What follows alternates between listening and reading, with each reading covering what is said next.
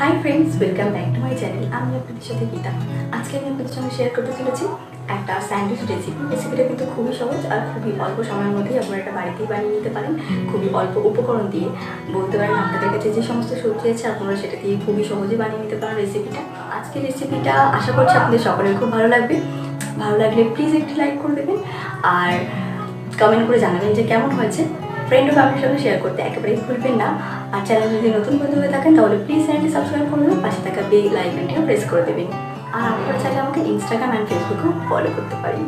তো যাই হোক, আজকে রেসিপিটা ধরে শুরু করা যাক।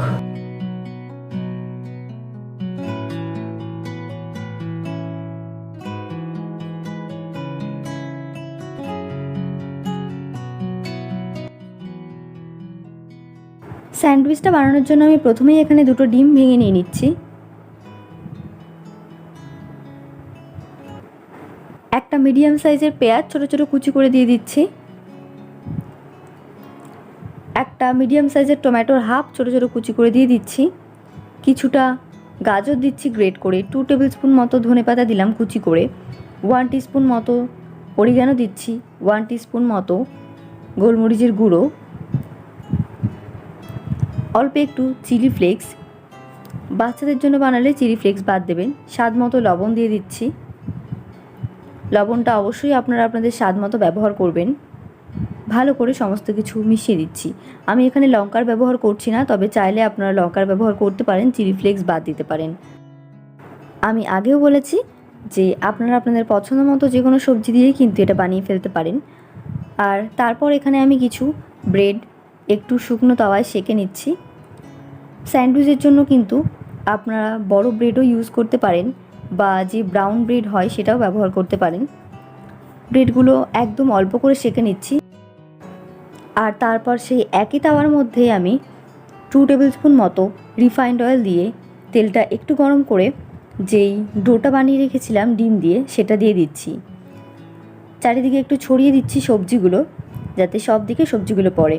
আর আজকের আমি এই স্যান্ডউইচটা একটু অন্যরকমভাবে বানাচ্ছি, তাই জন্য আমি ডিমটা কাঁচা থাকতে থাকতেই দুটো ব্রেড এরকমভাবে ডিমের ওপর বসিয়ে দিলাম। আর যখন এটা একটু ভাজা ভাজা হয়ে যাবে, মানে ডিমটা যখন একটু ওপরটা যখন ভাজাটা ভালোভাবে হয়ে যাবে, তখন কিন্তু এই ডিমটা মাঝখান থেকে কেটে এটাকে একটু উল্টে দেওয়ার চেষ্টা করছি। তবে একটু নরম থাকলে ভেঙে যাওয়ার চান্স থাকে। দেখুন আমারও একটু ভেঙে গেছে, তবে ভেঙে গেলেও কোনো অসুবিধা নেই, এটাকে কিন্তু আমরা ভাজ করে দেবো পরে। আমি আলাদা করে তেলের ব্যবহার করছি না, যা তেল আছে তাতে হয়ে যাবে। তবে আপনারা চাইলে মাখন বা তেল দুটো দিয়ে এটা ভেজে নিতে পারেন। আর তারপর আমি এখানে উপরে একটু একটু করে মেয়োনিজ দিয়ে দিলাম আর একটুখানি টমেটো কেচাপ দিয়ে দিলাম। টমেটো কেচাপ আর মেয়োনিজ আপনারা বাড়িয়ে বা কমিয়েও ব্যবহার করতে পারেন। আর তারপরে এখানে আমি দিয়ে দিচ্ছি আমাদের সকলের ফেভারিট মজরেলা চিজ। আমি একটু বেশি বেশি করে দিচ্ছি, কারণ আমার মজরেলা চিজ খেতে খুব ভালো লাগে আর এটা আমি আমার জন্যই বানাচ্ছি। আপনারা চাইলে মজরেলা চিজ পুরোপুরি বাদও দিতে পারেন বা বাড়িয়ে কমিয়ে দিতে পারেন। এখানে স্লাইস চিজও ব্যবহার করতে পারেন। আর তারপর আমি দিয়ে দিচ্ছি আগে থেকে সেদ্ধ করে রাখা ডিমটা একটু স্লাইস করে কেটে নিয়েছি স্টাইলের জন্য।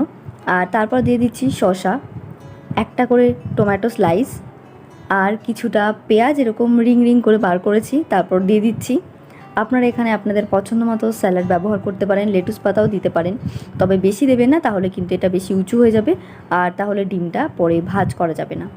তারপর একটুখানি বিট নুন ছড়িয়ে দিলাম উপর থেকে, যাতে টেস্টটা একটু ভালো লাগে। যে কোনো স্যালাড ব্যবহার করবেন যা কিছুতেই উপরে একটু বিট নুন দিয়ে দিলে কিন্তু ওটা খেতে খুবই ভালো লাগে। তারপর দেখুন আমি ডিমগুলোকে এরকমভাবে ভাজ করে দিয়ে দিচ্ছি। আর তারপর আমি আর কিছুই ব্যবহার করছি না। এই যে ব্রেডগুলো ছিল এক্সট্রা দুটো, সেটা আমি দিয়ে দিলাম, দিয়ে এটাকে একটু উল্টে দিচ্ছি। আমি এখনও কিন্তু তাওয়াতে কোনো আলাদা করে তেল দিইনি। তেল তাওয়াতে থাকুক বা না থাকুক আমি তেল দেবো না, এটাতেই ভালোভাবে শেখা হয়ে যাবে। তবে আপনারা চাইলে দিতে পারেন। এটা ঢাকা দিয়ে রেখে দিচ্ছি কিছুক্ষণ।